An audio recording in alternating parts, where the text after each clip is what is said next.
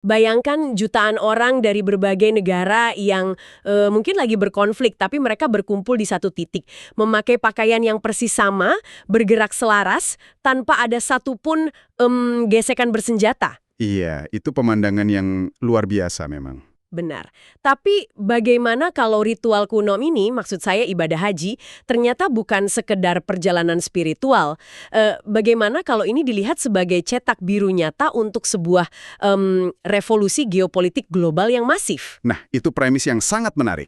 Untuk Anda yang mendengarkan, hari ini kita akan membedah sebuah dokumen yang cukup provokatif. Ini dari Buletin Dakwah Kafah, edisi 444, terbitan Mei 2026 dari Dapur Umat.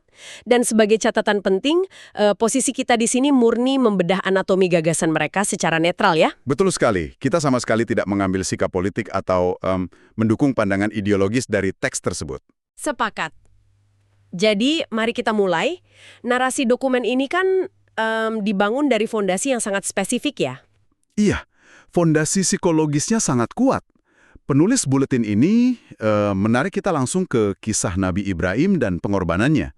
Mereka ingin menunjukkan sebuah mekanisme ketaatan mutlak. Ketaatan mutlak yang seperti apa tuh? Ketaatan yang divisualisasikan lewat pakaian ihram. Jadi secara politis, ihram ini berfungsi sebagai alat pelucutan identitas.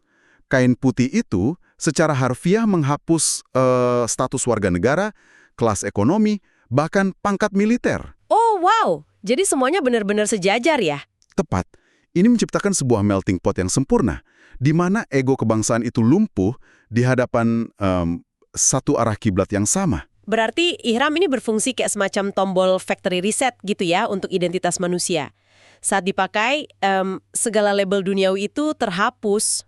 Metafora yang sangat pas. Ya, benar. Tapi tunggu, kalau fungsi riset ini berhasil menyatukan jutaan orang secara harmonis setiap tahunnya, kenapa penulis buletin ini justru melihat umat Islam saat ini sedang dalam krisis yang amat parah? Karena penulisnya melihat ada ironi yang sangat tragis di situ. Di dalam Masjidil Haram, persatuan itu kan mutlak ya. Tapi begitu jamaah melangkah keluar, mereka kembali terkurung dalam sekat-sekat nasionalisme. Kembali ke ego negara masing-masing gitu ya? Benar. Teks ini menyoroti penderitaan di Gaza. Lalu ada juga ketegangan geopolitik tahun 2026 antara Iran, Israel, dan Amerika Serikat. Nah, menurut mereka, itu adalah bukti kegagalan sistemik. Jadi maksudnya persaudaraan spiritual itu nggak cukup? Bagi mereka tidak cukup. Tanpa struktur politik yang menyatukan, persaudaraan itu menjadi mandul ketika dihadapkan pada mesin perang dan sanksi ekonomi global. Berarti ini ibarat puluhan perusahaan raksasa yang para pegawainya itu akrab banget pas lagi retreat perusahaan. Tapi pas kembali ke pasar modal, para CEO-nya tetap saling sikut demi profit negara masing-masing. Iya, analogi yang bagus. Karena memang tidak ada satu induk perusahaan yang mengikat mereka semua. Terus, bagaimana buletin ini merumuskan solusinya? Maksud saya, peralihan dari sekedar persaudaraan saat retreat ini menjadi kekuatan politik yang konkret. Mereka mengusulkan sebuah akuisisi total di bawah bendera Khilafah Islamiyah. Dokumen ini mengkalkulasi aset geopolitik yang ada. Aset seperti apa yang mereka maksud? Ada kekuatan demografis 2 miliar jiwa. Ditambah kendali atas rantai pasok energi global melalui cadangan minyak negara-negara OPEC. Mekanismenya adalah dengan menerapkan hukum secara kafah. Kafah dalam artian politik ya? Betul. Dalam konteks buletin ini, kafah bukan cuma ibadah personal.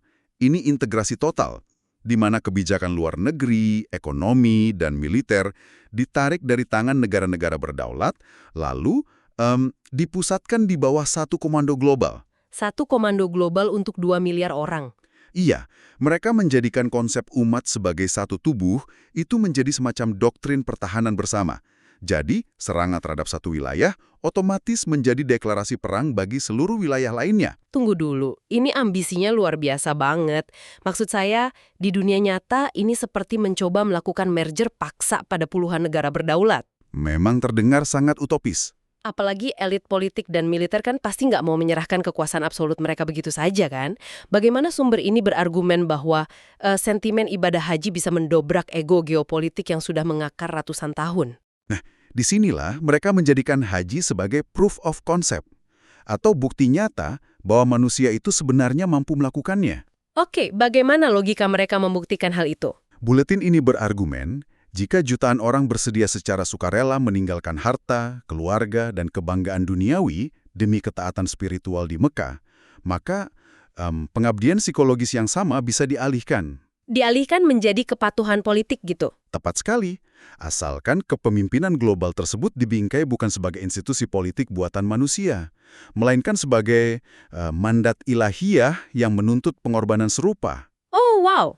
Ternyata dokumen ini benar-benar mencoba mengubah pengalaman spiritual individual menjadi senjata geopolitik untuk meruntuhkan tatanan negara bangsa modern ya. Ya, begitulah pandangan mereka. Menggunakan lensa agama untuk merekayasa ulang peta kekuatan dunia. Ini sangat menarik untuk kita sebagai analis ya, melihat bagaimana simbolisme kuno terus direproduksi untuk merespons dan mengkritik realitas konflik geopolitik modern di tahun 2026 ini. Setuju. Ini memberi kita gambaran tentang seberapa jauh sebuah ritual bisa ditafsirkan secara ideologis. Benar. Dan ini pada akhirnya menyisakan satu teka-teki untuk Anda renungkan setelah mendengarkan obrolan ini. Apa itu? Jika sebuah ritual tanpa paksaan militer bisa membuat warga dari negara-negara yang saling bermusuhan berdiri berdampingan secara damai, apa yang sebenarnya menahan umat manusia untuk menghancurkan batas-batas negara tersebut dalam kehidupan kita sehari-hari?